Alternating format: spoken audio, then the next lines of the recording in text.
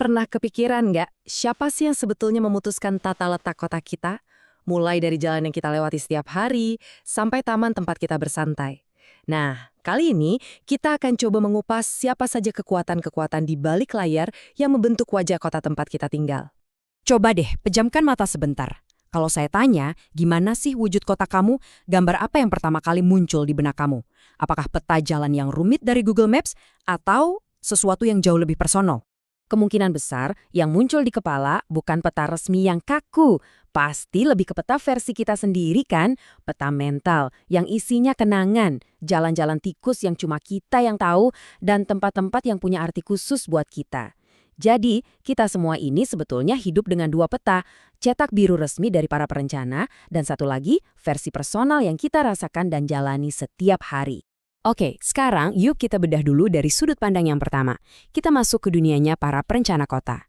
Mereka ini yang bikin cetak biru agung, visi besar dari atas tentang bagaimana seharusnya sebuah wilayah itu berfungsi. Tapi, apa sih yang sebetulnya mendorong mereka? Jadi gini, kerjaan perencana itu bukan cuma gambar-gambar garis di peta loh. Mereka tuh pusing mikirin tantangan-tantangan raksasa.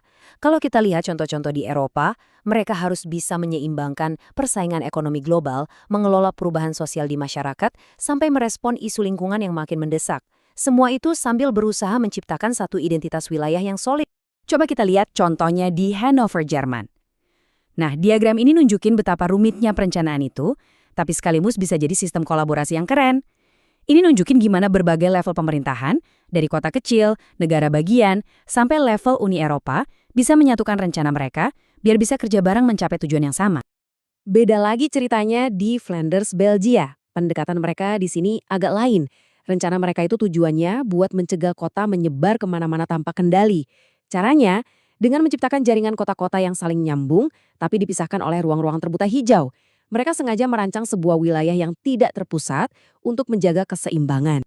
Nah, ini contoh yang dampaknya luar biasa kuat dari Irlandia Utara. Di sini, perencanaan tata ruang itu bukan lagi cuma soal ekonomi atau efisiensi, tapi ini dipakai sebagai alat untuk membantu menyembuhkan masyarakat yang terpecah belah akibat konflik. Dengan fokus pada tujuan dan sumber daya bersama, mereka mencoba membangun kembali persatuan dan perdamaian.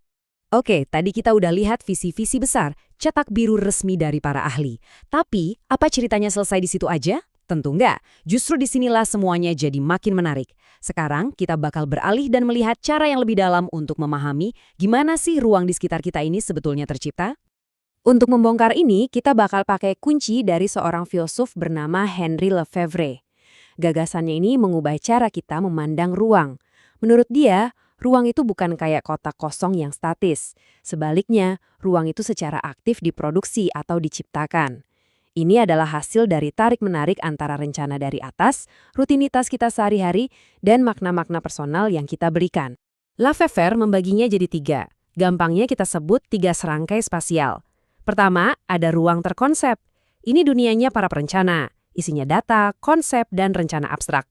Anggap aja ini cetak biru resminya. Kedua, ada ruang terpersepsi. Nah, ini soal gimana kita secara praktis menggunakan ruang itu. Rute kita ke kantor, jalan yang kita lewati. Dan yang ketiga, yang paling personal, adalah ruang hayati. Ini adalah ruang emosional yang penuh simbol dan kenangan.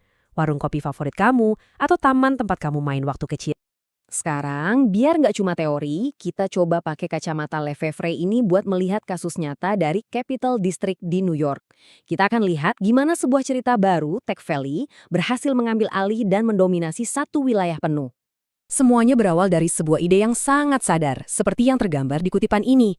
Para pemimpin bisnis dan politik di sana sengaja memutuskan untuk menciptakan satu narasi tunggal yang kuat untuk seluruh wilayah. Tujuannya, biar bisa bersaing secara ekonomi. Dan dari situlah lahir si ruang terkonsep yang tadi kita bahas. Visi Tech Valley ini adalah sebuah ide abstrak yang dirancang dari atas ke bawah. Sebuah mimpi untuk mengubah wilayah itu menjadi pusat teknologi tinggi kelas dunia, menyaingi Silicon Valley. Visi ini bukan cuma angan-angan di atas kertas loh. Ide terkonsep ini benar-benar mengubah wujud fisik kotanya. Pembangunan besar-besaran, kampus-kampus perusahaan yang megah, dan jalan-jalan baru, semuanya mengubah cara orang beraktivitas dan bergerak. Inilah yang kemudian menjadi ruang terpersepsi yang baru bagi penduduknya. Nah, disinilah konfliknya mulai kelihatan jelas. Ada dua cerita yang saling bertabrakan. Narasi resmi yang digembar-gemborkan adalah soal kemakmuran dan inovasi. Tapi, di balik gemerlapnya narasi itu, ada banyak suara dari ruang hayati warga yang dibungkam.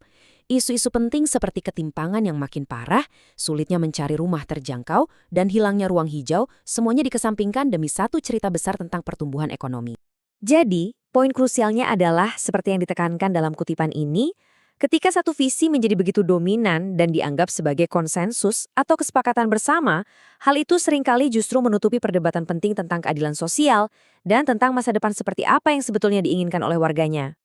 Oke, semua konsep ini bukan cuma teori rumit di kampus. Ini tuh seperti alat yang bisa kita pakai buat membaca cerita di kota kita sendiri. Jadi, yuk kita kembali ke pertanyaan awal. Di lingkunganmu, siapa sih yang sebetulnya punya kuasa buat menggambar peta? Kamu bisa mulai dengan 3 langkah sederhana ini. Pertama, coba deh cari ruang terkonsep di sekitar kamu. Lihat rencana-rencana pembangunan baru, slogan-slogan kotamu. Kedua, amati ruang terpersepsinya. Perhatikan gimana orang sebenarnya memakai ruang itu, yang kadang beda banget dari rencana awalnya. Dan ketiga, yang paling penting, coba dengerin ruang hayatinya. Cari tahu cerita-cerita warga lokal, konflik yang ada, dan tanyakan suara siapa yang selama ini tidak terdengar. Ini membawa kita pada sebuah pertanyaan terakhir untuk kamu renungkan. Di lingkungan tempat kamu tinggal sekarang, di lingkunganmu sendiri, visi siapa sih yang lagi menang? Apakah visinya para pengembang besar, visi pemerintah kota, atau visinya para warga yang sudah puluhan tahun tinggal di sana? Ingat, ruang itu tidak pernah statis, tidak pernah selesai. Peta mungkin sudah dicetak, tapi cerita tentang kota kita itu terus-menerus ditulis ulang setiap hari oleh kita semua. Pertanyaannya adalah, siapa yang akan memegang pena selanjutnya? Terima kasih sudah menyimak.